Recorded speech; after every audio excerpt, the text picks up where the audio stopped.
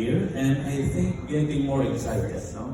On the days to come, on developing our R&D that will make our SUCs really ready to participate in this new era of industrial revolutions. On behalf of PASOK, I would like to thank, of course, TRI, headed by Dr. Richard Abendan, for being our partner in this activity. Of course, I would like to thank also Dr. Napoleon Valillo for always being with PASOK in this undertaking from the very start. Dr. Johnny Padulina, I think you are still here. Thank you very much also for supporting PASOK endeavors. To all our speakers for the past 3 days, the Philippine Development Foundation, even the Office of the National Economic Development Authority, and other offices of the government, we are all thanking you and expressing our gratitude. Of course, to our fellow research leaders of SUCs of today, the university presidents who are still here. I cannot name you one by one. The strong research and development vice presidents, the director for research, and even the research managers, heads of each SUCs. To all of you, I salute you for expressing your commitment in further improving our R&D in our state universities. As I always say, state universities are strategically positioned to be the front liner, the front runner, or pioneer of development in our respective regions. This endeavor or this initiative of PASOK is further ensuring that we can really be fit in forwarding or helping forward development in our respective regions in the country. This is simply part of our commitment in PASOK, that we feel responsible to our members, that if we will be looking at the statistics, the numbers are not painting well for us. So I hope that we will continue working together, that this diagnostic tool is really part of it, so that PASOK will really be giving you something to do, giving everyone something to fix. So just be honest, What I say, when I say be honest, just be accurate, just answer it, Never compete with the criteria, We have something in store for you, What we have there is actually the norm, in the landscape of doing research and innovation in different universities in different countries. If you are falling behind some figures there, never mind. It will do more good than harm if we will answer accurately. So the results of this diagnostic tool will be transmitted to you individually. We will be dealing with you individually. That will be held in strict confidentiality. As I have mentioned in our PASOK advisory, this is not meant to compare each one of us, but instead for PASOK to know how can we help as an association of ours. This is our figure. This is our future. So let's be careful about this. And from the very discussion during the first day, I was listening intently.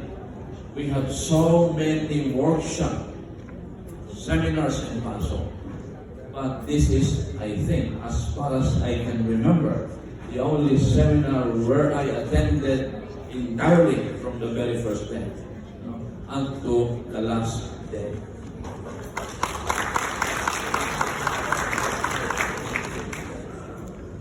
You are now being held responsible, I tell you. When it comes to innovation, this is a focus group engagement.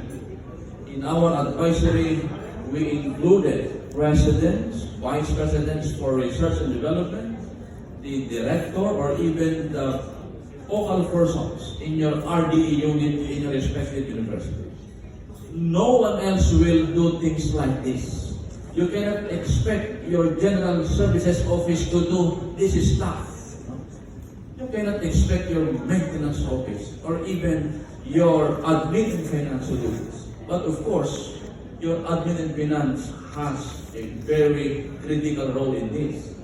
What we need to do is to articulate the importance, the significance of this undertaking. If we can be able to explain to them that this is critical, this is timely, tomorrow might be too late, especially when we see our individual scan. When I say scan, the result of this diagnostic. So I hope that we can also help you present well the result of your individual scan to your chief financial officer of a respective state university, or even how we wish that we can help you explain to your respective board of regents, hey, look at our scan. No? This is not painting well for our university's future when it comes to participation in innovation. We are the only ones responsible. No? So we need to always meet together. We need to always join or participate in this stage for discussion on innovation. As I have mentioned, this cannot be included in your APP if you are not the ones who are really persistent, no, to include it in your APP. But we need to guide ourselves on how to put things in our APP. Putting things in our APP is not enough. Or should I say, we should be careful in putting things in our APP. It's not you have things in your APP, it's already okay. Sometimes we are putting things in our APP, things which we do not really understand. That's why at the end, we cannot measure the impact, we cannot measure the outcome. So we planners and managers should be taught of also on how to put things in our respective annual procurement plan. Because there should be some careful planning, and this activity, I think, will more or less, I have listened intently to all discussion, and I am sure that to some extent, you have gained insight on how you plan for respective R&D in your respective state university. No one will do this except you, except us, my dear brothers and sisters. On that note, I hope that you will always be excited, no? And let us have more activities such as this. So, as mentioned by our TWG, I would like also to thank our TWG for helping us being able to come up with a diagnostic tool such as this. Again, I appeal, answer accurately and honestly. We give you ample time, though in our advisory, we told our presidents that the deadline of submission will be today, but it will be an exercise in futility if we will be hurrying that we need to get it today, all of you, we still stand up to November 6th.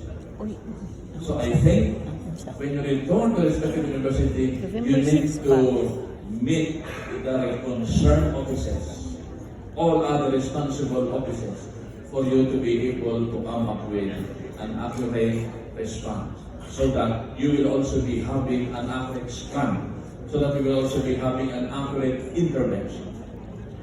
So once again, I would like to thank all our SSC presidents who are here, and all of us for making this 3-day innovation symposium of PASO really a success. Thank you very much, and to God,